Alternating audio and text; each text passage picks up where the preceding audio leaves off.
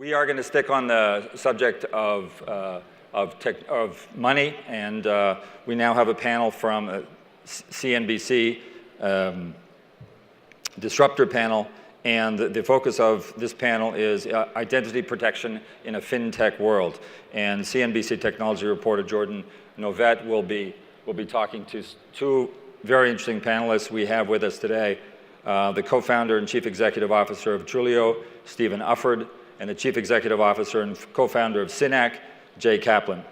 So please welcome Jordan, Jay, and Stephen to the stage. Okay, all right, go ahead. Thank you. There are waters. There are waters. I think it's used. Good afternoon, everyone. I am happy to be on the stage with some fellow nerds today. I get to talk about data, identity, security, and I don't like to do it unless I have people who know more than me, and we have that today. So maybe we can first start with introductions. And because I'm the one with the mic, I'm going to start first. Okay. I'm Jordan Novet. I write about AI, public cloud, and Microsoft for CNBC's website out in San Francisco, and so I'm happy to be here in the better weather. And maybe we can have Steve just give a really quick intro. Of course, yeah, I'm Steve Ufford. I'm with a Canadian company called Trulioo out in Vancouver, British Columbia. We do global identity verification covering about 5 billion consumers in over 100 countries now. Wait, you said 5 billion? 5 billion. And there's like 7 billion people on the planet. Yes, the mission is to get to all 7 billion. It turns out the last 2 billion are a little difficult, but we're chipping away at it. Okay, all right. And who's Jay? Yeah, my name is Jay Kaplan. I'm the CEO and co-founder of Synack. We are a cybersecurity company based out of the Bay Area. Basically, we recruit, vet, and retain a global network of the top hackers in over 60 different countries, and we pay them to effectively break into our customers. Okay, there you have it. So maybe I'll start with you, Steve. The panel is called Identity Protection in a Fintech World. So why don't we start there? What are you doing to protect people's identities in this fintech world that we're supposedly living in? So I think this is a great time to talk about identity in a more broad sense. Fintech is very interesting in the terms of the innovation going on, and I know this is a fintech panel, but since we have a cybersecurity founder here, and do you describe yourself as a cybersecurity reporter? No? No, but not a fintech reporter. We'll expand that definition a little bit. So I think to general online services would probably be a good starting point. So whether you're moving money, which of course is very important to all of us now online, or doing other things, renting homes, taking rideshare, obtaining other services, who you're dealing with at the other end is becoming increasingly important. It always has been, but I would say of late, the last few weeks, I'm sure we'd all agree, it's been in the news a lot. And who people are. There's that 20-year-old cartoon about everyone's a dog. Don't think everyone's a dog on the internet, but the point being we need to figure out who is. And whether you are a bank or a money transmitter or a home rental site or a social network, systemic problems with online identity and who people are is starting to rear its head in the online world. And I think as we're all witnessing in this country, it poses great risk to even large social networks when they don't know who they're dealing with. Bad things can happen to elections and money, and when there's a lot of anonymity in a system. And I think that's what we're focused on. But how are you actually helping the person who first enters their name, address, I guess credit card number? How does that help them when you get the original information to go ahead and verify? Yeah, well, there's two ways to do identity verification online. There is this kind of risk-based approach. We think this is probably you, and a lot of that has been done in the background for a long time, especially here in the United States. There is a lot of data on all of us. That's usually done behind the scenes, and so that's been going on really since the internet's inception. However, in today's world, I think this concept of being known when we want to be known is more powerful. It gives us the choice then to prove who we are in situations that are very similar to an offline world. So what do we do when we want to buy a bottle of wine? I go into the store. You go into the store, but they might ID you, Jordan. Yes, okay. And when you're proving a part of your identity that you are of age to buy that bottle of wine, you make a choice to present and share some information about yourself, some verified information in the form of an ID with the counterparty that's going to sell you the wine. This type of control and you don't have to. If he says, I want your ID, and you say no, what happens? If he says no, if I say no, If you say no, I'm not sharing my ID, then I'm maybe not going to get that bottle of wine. you got it. And that's a choice that you have. And that, I think, we need to figure out that type of scenario for the online world. That it's okay to ask you to prove your identity for some things, but it's also okay for you to choose not to. But your expectation should be to possibly not receive the service or the full service if you don't. And Right. I think all of us are accustomed to that, and for whatever reason online, there seems to not be that choice. It's either we're going to do this to you with maybe out your knowledge, verify who you are, and if we can't, then you won't get the service. But it doesn't give you that kind of green light, red light option, which I think is becoming very important as we witness identity really at the forefront now in the news. And so when I go to enter information online to get some kind of service, Yeah. I guess you're verifying that my information is correct based on all this other data that you have. You said 5 billion people. Right. That's huge. Where are those bits of information coming from? How did you get it all? Did you have to pay a lot of money for it? How does it work? Where does it come from? Well, luckily, in terms of the offline world, there's a lot of information about all of us. You know, in these kind of G20 countries, we complain maybe there's too much information about us out there. And in emerging markets, sometimes there's not enough. But generally speaking, government agencies know a lot about us, where we were born, when we were born, if we can drive a car, how much taxes we pay, et cetera. If we have a taxation ID or a national ID number. Credit bureaus, for instance, are in the news a lot lately. We all have recently figured out they know a lot about us. And there are increasingly things like mobile carriers that have had long-standing relationships with many of us and know where the three of us are today, where we live, where we work. Now, if we can figure out a way to bring all that information together as tools to let you prove who you are when you want to, this can be a very compelling scenario to use your identity. Because identity is very siloed offline, so our model is to bring all those pieces together and power you to share that information when you want to. Okay, so before I get into the real question of, because you have all that data, does that make you a huge target? And then we can start to have Jay ask you some technical questions. That's a good bridge. I actually wonder how much you had to pay to get all that data. Where does it come from? So in the case of my company, Trulioo, we actually don't have any data on anybody. Oh. What we do is we have a product called Global Gateway, and I really do think this is the future. We're not a data aggregator. So we're a Canadian company, and although Canadians are very friendly, even Canadians are not allowed to aggregate data on a bunch of Americans. This is not possible. I think what the news and Equifax and others have taught us lately is that probably aggregating data is not a good way forward. It does make you a target. But aggregating access to information, so letting the data sit where it has always sat, at the government agency, at the mobile carrier, and not bringing it into a big slop pail of information about you, is a much better way forward. And so our model is simply to build integrations. So rather than integrating and aggregating data, we aggregate APIs and access. And that allows you to prove who you are and know it's not very expensive.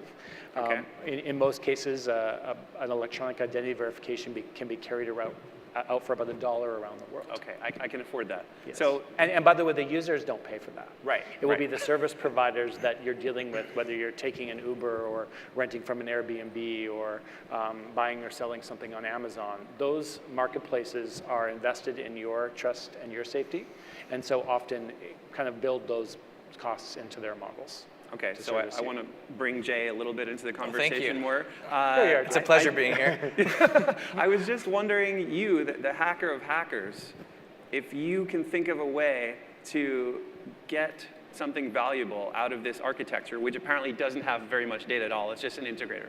Like, you can understand what value potentially this company would have, and therefore find some ways potentially to prevent certain incidents from arising. I wonder if, for example, you can see this as a business opportunity right here. Yeah, sure. So, I mean, I think if you really think about your online identity, you have to recognize that it is virtual. And if someone is able to steal that mechanism to authenticate into that identity, they are now you. And so it becomes a pretty scary proposition, right? Because you can be doing all the verification in the world with 100 different sources. At the end of the day, if you steal someone's username or password, which I think we're finally moving away from, if you steal their cell phone or their biometrics or whatever you might be using to authenticate, you are now that identity that was already verified, and it becomes even scarier because now that company has a trust relationship with you. And so what happens when one of those data sources becomes hacked? What happens when the authentication protocol gets compromised? Then you open up a new can of worms, and you have to obviously address that as a completely separate issue. Right. So, but does this pose any kind of risky situation, what he has going on, without all that data on board? I think they're kind of solving two separate problems. I think Steve's company is really ultimately. You have to have some appreciation for the fact that they're not just relying on the credit bureaus, which we now know are infinitely insecure. You look at Equifax as the poster child for that. Aggregating all these different data sources and providing a little bit more assurance that that person sitting in front of the computer is who they say they are, I think is a really great thing. But then you have to take that a step further and post-verification, figure out how do you solve the authentication security issue. That's the problem that I think most companies fail at pretty miserably, and which is why we take the approach that we take to look at them from an adversarial perspective, launch hackers at them from all over the world, and figure out how am I going to become that user that already basically verified that they are that person they said they were.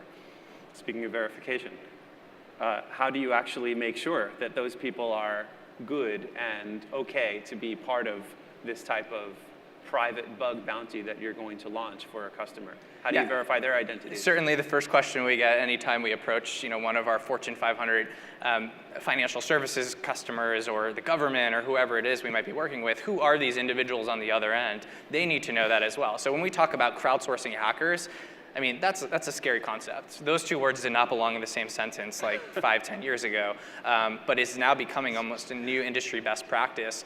But our customers demand that we know who that other person is on the other end, because ultimately they're finding very sensitive vulnerability data by looking at their architecture, by looking at their technology. And so we use third parties, kind of like Steve's company, to verify that that person on the other end is who they say they are. We do passport verification. We use state IDs. We do some sort of interview process, but nothing is foolproof. And so having more data sources to attribute a user to a person is, I think, a really positive thing. Okay, so could you have prevented the Equifax disaster? I hate to say that we are like so amazing at what we do, but the reality is, yeah, we probably could have. I don't want this to become a sales pitch, but at the end of the day, the type of vulnerability that was exposed on Equifax was pretty trivial. I mean, it was basic patch management. They were not patching the systems that they should have been. These were known vulnerabilities that were exploited, and if they were doing proper vulnerability management and keeping eyes on a continuous basis on these internet-facing applications, they would have found this problem, they would have gotten ahead of it, and we would have enabled them to do that, given the fact that our model is a continuous crowdsourced security model. Right, and so just to go a little bit into origins of where people came from, your background is more in a credit bureau, if I recall correctly, with Experian. Well, I've actually never had a job. Sorry? I've never had a job. This is actually my fourth startup, but you're correct in that I've had two acquired by Experian. So I'm familiar with the world of data aggregation, and hence wanted to. I think the time has come where it needs to change. Okay, and just in terms of Jay, your background is with the intelligence community, if I remember right. That's correct. And so I wonder sort of where you were getting your talent. In your case, Jay, you have to have these elite security experts, and I wonder how many you're drawing out of the area where you used to work. And this is also similar, Steve. I wonder if there's a connection between the company that your previous companies were bought by and where you are getting your talent to verify people's identities. Where are these people coming from that you rely on? Well, I mean, in my case, we certainly do have some ex-credit bureau people on staff, but I think the majority of the people that work at Trulioo are actually immigrants. So I'll give you an example of why that is. Especially for small startup companies, early stage tech companies, there usually has to be a passion for an employee to want to work there on the subject matter. I think those make the best employees, and so in Canada, we have a very inclusive immigration policy. This is how we're growing. And so because our headquarters are there, and I think this is probably true for a lot of countries, there's a lot of new people to country. And when they first come to Canada, nobody knows or trusts them. And the great part and the sad part about moving to a new country in 2018 is that identity is broken online, and yet most of our governments are moving all the services online that you would need as a new immigrant. As an example, I've been critical of this federal program before in Canada, but when you go to sign up for your social insurance number, which is the equivalent of a social security number, you go through an onboarding stage to the government website, which requires identity verification based on your Canadian credit file. Now, if you've just arrived to Canada, how are you supposed to verify your identity? You won't have a Canadian credit file.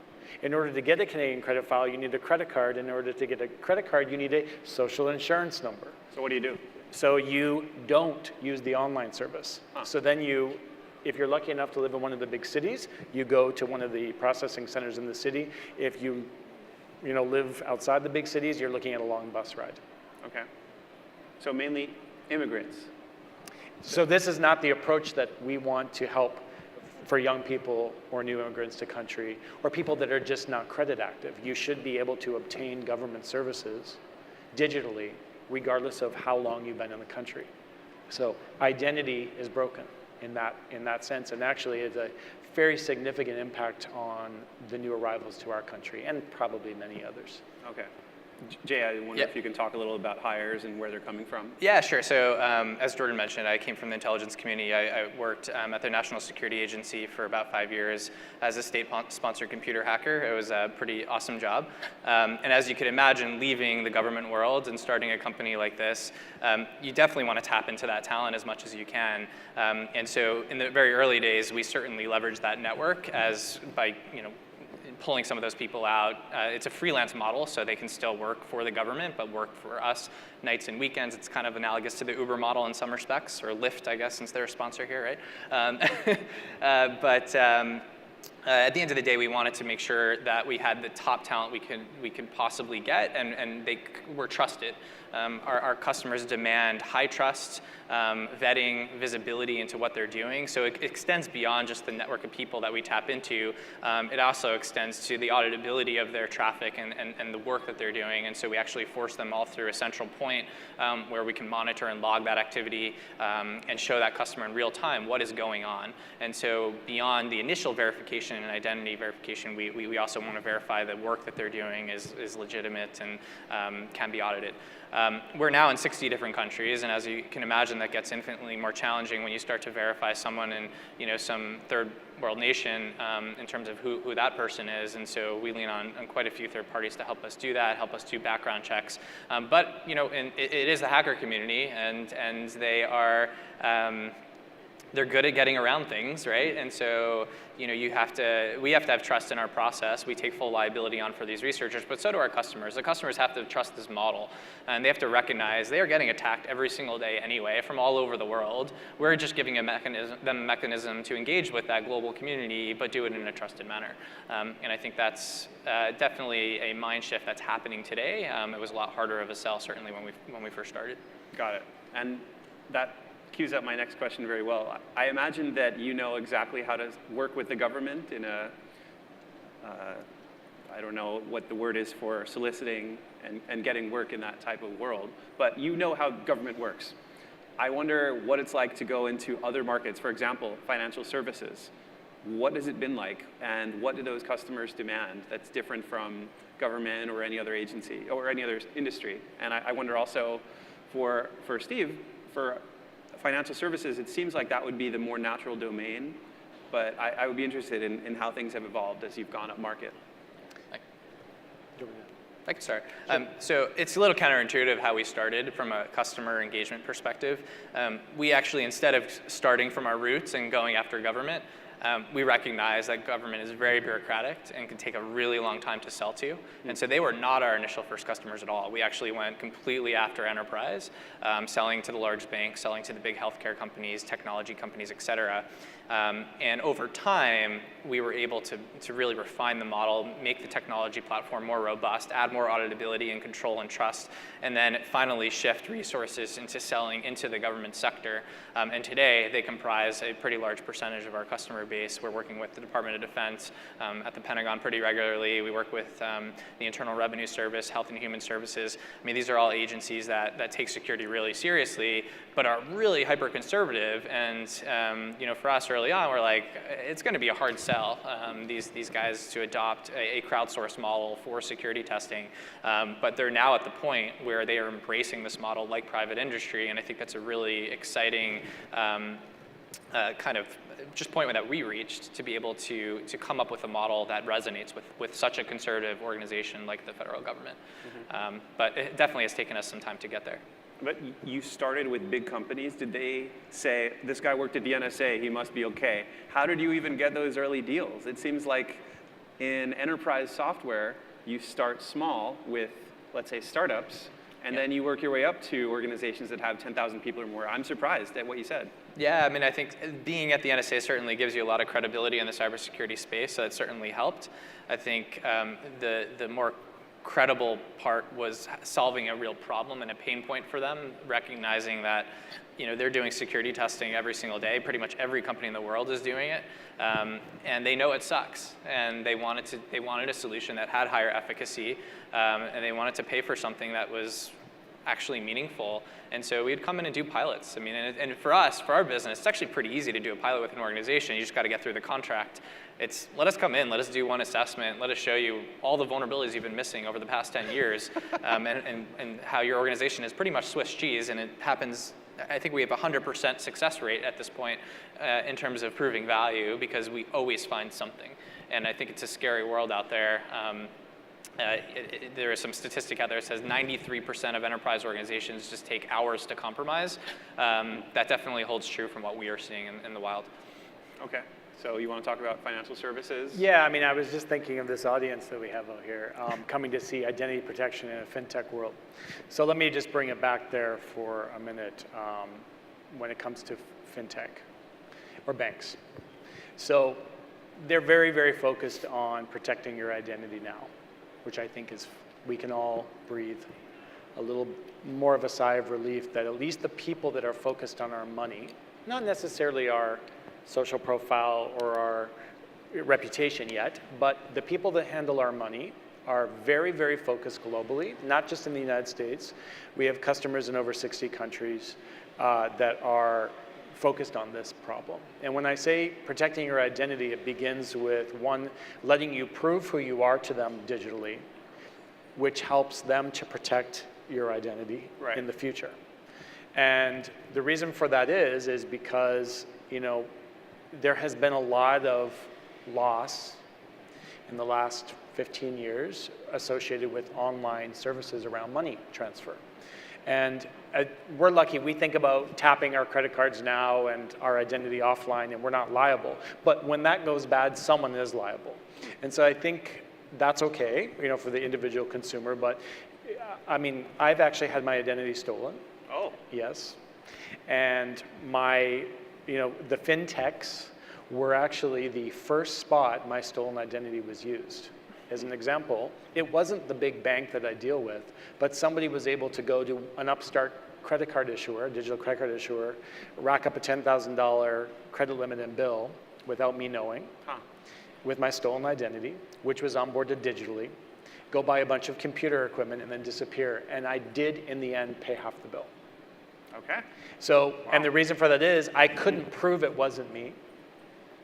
And so a big bank will pay the bill, smaller fintechs might not. And so going back to my point, that's a reputational disaster. Now I'm going to be a kind Canadian and not name that fintech, but it's a well-known one. But that type of reputational, that's a disaster for a fintech.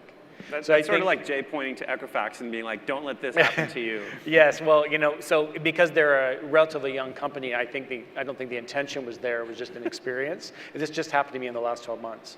But Wow. going back to protecting our identity, that personally affected me. Using the wrong type of identity verification coupled with protection yielded a financial loss for me, which had nothing to do with me other than it was my stolen identity. So I think when all of us are sitting in here thinking about the new ways we can borrow money, the digital cards we can add to our phones to pay for things, instantly apply, we should know and understand that the people that provide us those services are very, very focused on making your identity more protected than it has been in the past. And data breaches are kind of important, but I'd say more important, the systems that we have in place for opening up these new digital cards and protecting the data, to Jay's point, are in focus now.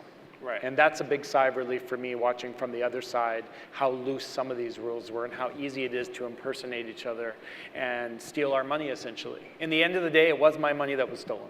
Right. So I just want to take a minute actually to talk about rules and regulations. GDPR is coming into effect May 25th, and I'm sure everyone's ready for it. We're getting ready to be... Jordan, what is set. GDPR in Yeah. your words? You're putting me on the spot. You're the one who I has don't think to- anyone knows. I'll That's take why. that one. Yeah, why don't we have Stephen? So this is a very obvious sage to my business. So 5 billion people, a lot of Europeans bundled in there. And But you're I going to would do like say- all 39 pages of the PDF of what's included in GDPR, right? We don't even need to understand the European definition. What we need to understand is the intention, which I believe is a global intention. I think we will see something in the US in the next 2 years that will be similar. Canada already has something. Australia has something and is now rolling it out. Regardless of what, China has something since September 2017, similar to GDPR, different acronyms, obviously.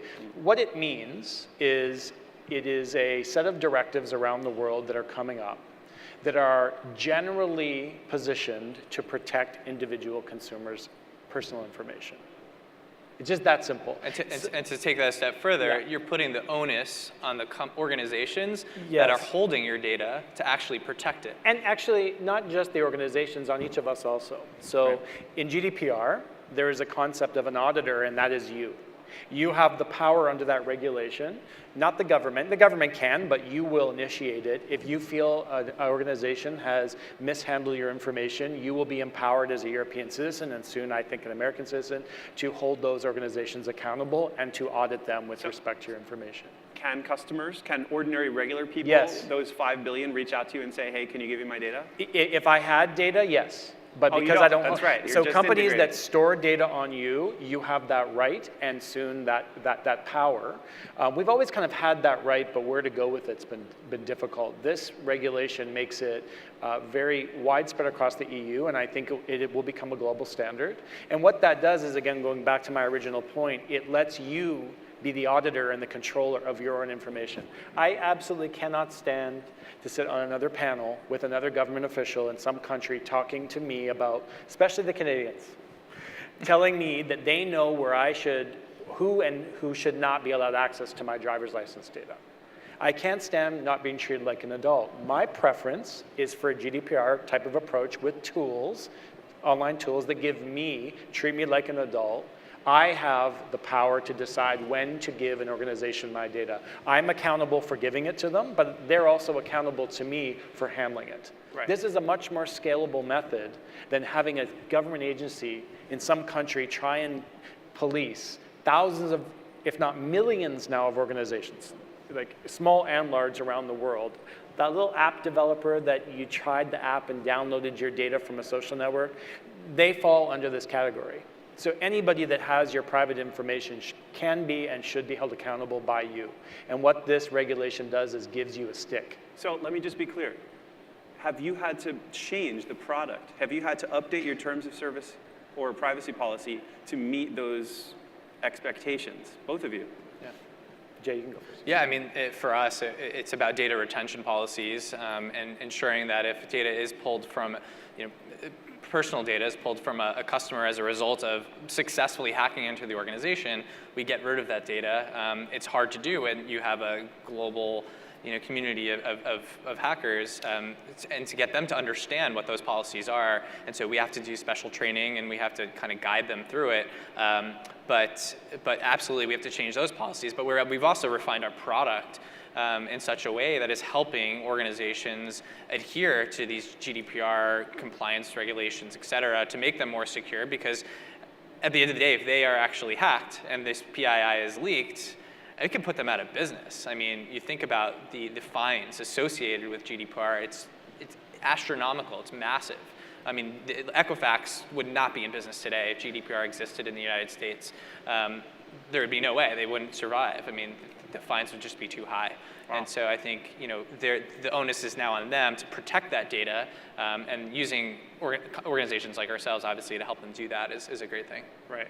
So have you had to modify Well, Trulioo? we were quite lucky because the Canadian, I'm not sure if this is even interesting to the audience, but Canada has always been quite progressive, if not aggressive, with privacy legislation around data. So because we were a Canadian domiciled company, our product and the way that our customers use it is quite similar to GDPR. So I didn't have to change the product too much, but I did have to change a lot of the contracting paradigm with European data providers and European customers to reflect the requirements in that regulation, which is all a good thing for the consumer. I look forward to checking them out then and reading them. So thank you guys both for coming on the panel, and we'll talk more. Thanks, Jordan. Thank you. Thank you.